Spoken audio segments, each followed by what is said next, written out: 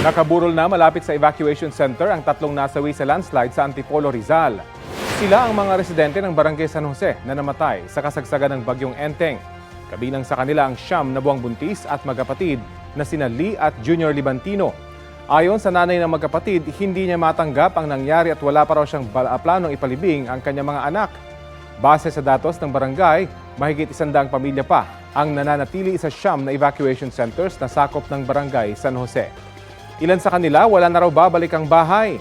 Sa ngayon, naigilid na ang mga lupang nalaglag mula sa bundok pero hindi pa rin madaanan ng mga motorista ang mga apektadong kalsada.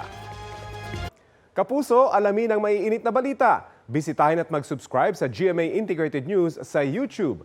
Sa mga kapuso abroad, samahan niyo kami sa GMA Pinoy TV at sa www.gmanews.tv.